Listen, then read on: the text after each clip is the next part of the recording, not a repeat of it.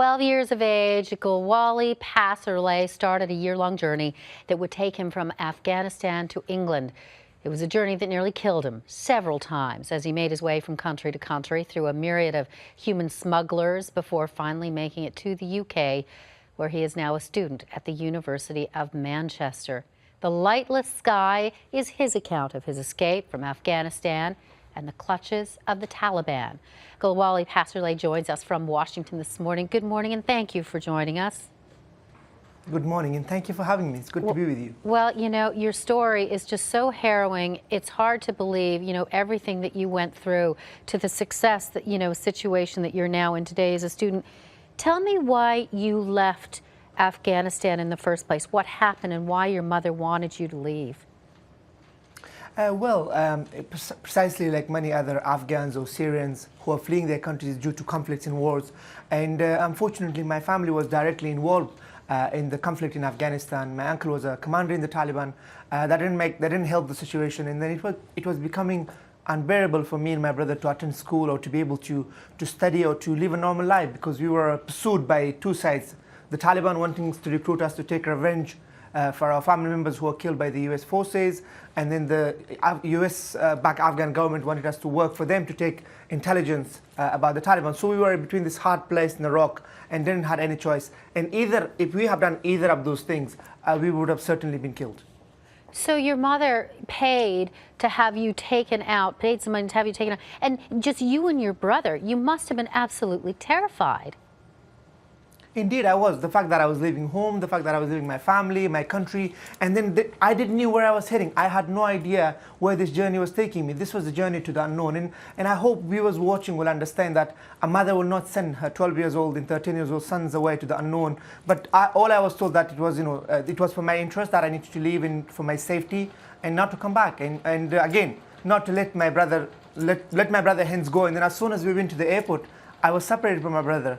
And I was even more terrified. And from there, you know, the rest of the journey begins, you know, on two fronts. You're trying to get from country to country, but you're also looking for your brother. Tell me about you know, what you endured at the hands of some of the people that were, you know, with you going country to country, because you were abused, you know, and nearly drowned at one point. I think the sad reality is when I took this journey, I went through so much hardship. I actually experienced hell. I was in the mercy of human smugglers, traffickers, and agents. Some of them were nice, but the majority of them were pretty heartless. They couldn't care less. They saw me as a commodity. They saw my fellow refugees as a commodity. And I was arrested. I was in prison in 3-4 countries. I was arrested in Bulgaria, imprisoned. Not only wasn't I treated as a child, but I wasn't even treated as a human being.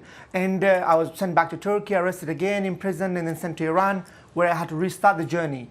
And then I went through the Mediterranean. That was the hardest part of the journey, where I was in this small boat made for 20 people, but there were 120 of us in there. And then we see in the news last year about 4,000 people drowned in the sea. That is the number that we know of, and it keeps me awake. It bothers me.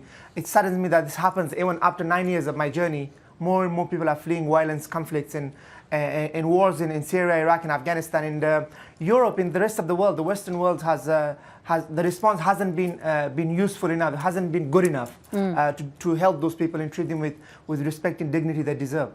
You finally made it to the UK, but you know, there's been a constant healing journey that you talk about in the book as well, you know, even wanting to take your own life as you're trying to become well. You did reunite with your brother. Yes, indeed. I think this is the thing. So when you reach your destination, then again, UK wasn't my destination. People ask me, why did you go through 9 countries before coming to Europe? Well, those 9 countries I went through, they arrested me, imprisoned me. In fact, the only country welcomed me was Italy. But by then, I knew my brother was in Britain. I needed to find him. So there was a constant struggle, not only missing home, family, and mom, but also missing my brother and trying to find him. So I was in a very difficult situation and circumstances. So I had to go and find my brother. And then when I go to the UK, I decided to find my brother. Well, I found him, and then I didn't want to end my life, but then things become so bizarre, things become so complicated, and I just felt I was unwanted. I was not needed. The system was really cold, even though Britain treated me much better than the rest of the world. But it was unfortunate. But thankfully, here I am. I'm alive, and I just hope, and that's why I wrote in the book to give message of compassion and love, that we need to do more. Canada is doing quite well right now, and we need to continue and follow that path of welcoming refugees. It's such an amazing message, but your journey has been so harrowing, but your courage is amazing. Thank you very much for sharing part of your story with us today. Thank you so much. Thank you.